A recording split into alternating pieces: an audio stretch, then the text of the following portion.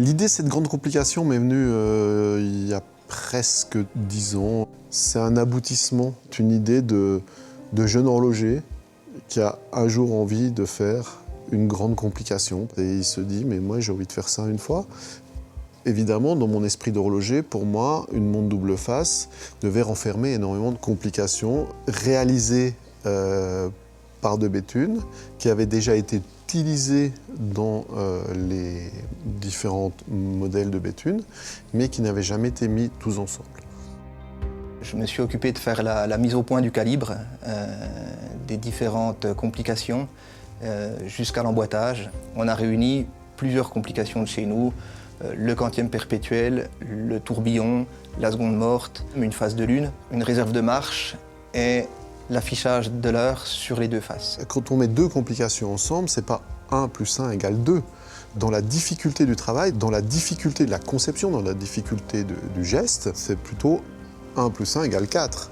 C'est pas simplement un cumul de mécanismes, ça demande de les intégrer les uns avec les autres, de sorte à ce qu'il n'y ait pas de conflit entre les fonctions. Toutes ces pièces, en fait, mises ensemble, 751 pièces, rendez-vous compte, c'est un truc de fou. Ça doit être une magie quand on continue à observer et quand on commence à regarder les détails de chaque pièce. Tous les composants sont traités à l'unité et décorés à la main.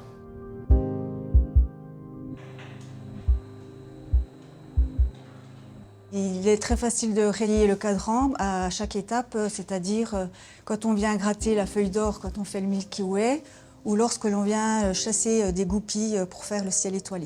On a voulu, contrairement à notre habitude, mettre plusieurs horlogers sur ce défi. J'assemble et je règle le quantième perpétuel. On travaille sur des pièces qui sont toutes polies, donc on n'a pas le droit à l'erreur. Il faut toujours faire attention à tous les gestes qu'on fait. On peut parler de grandes complications aussi à l'aiguillage. Il y a la mise en forme qui demande énormément de temps et qui s'avère assez difficile en effet. On voulait avoir la lune le plus précis possible et le plus longtemps possible. Nous sommes arrivés à une précision de 122 ans. Il fallait une lune parfaitement sphérique qui a une partie bleue, une partie blanche pour représenter les différentes phases de la lune. Une en acier et une en or. On a un cadran qui est plat, on a une lune, une demi-sphère qui dépasse du cadran. Et il fallait faire passer les aiguilles au niveau de la lune, ce qui donne ce galbe particulier aux aiguilles de Béthune. C'est vraiment un jeu de travail, de finition de la matière. C'est comme une partition de musique en fait, c'est un rythme. C'est trouver le rythme de la lumière à travers la montre. Et un jour, petit à petit, ce puzzle s'assemble, se termine et enfin, on aperçoit cette pièce. Quand on voit le résultat final, force est d'admettre que ça devient une pièce vraiment magnifique. Une fois qu'on a terminé un mouvement qu'on a monté nous-mêmes, c'est un peu notre bébé, c'est un peu notre enfant, donc on est fiers. Là, on est vraiment dans la très très haute horlogerie, c'est des pièces exceptionnelles. On s'aperçoit qu'on a réussi à faire une pièce d'exception.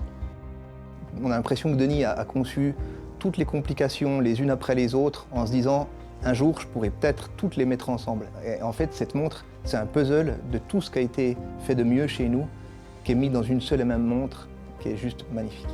De Béthune c'est vraiment, je pense, le point de rencontre ou le carrefour entre la tradition et l'innovation et aussi l'esthétique. Et les codes esthétiques de Béthune, quelque part c'est un côté totalement radical et très contemporain, mais si on regarde la finesse des détails, du travail, des décorations, des aiguilles, ça nous ramène 300 ans en arrière.